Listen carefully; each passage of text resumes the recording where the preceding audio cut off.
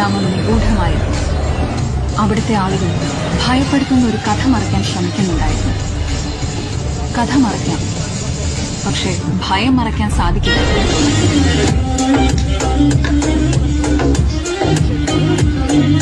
കൊണ്ട് എഴുതിയ കഥയാണിത്. മഷി കൊണ്ട് ഇളവാനാവില്ല. തുടരണമെങ്കിൽ വീണ്ടും വ്യക്തം.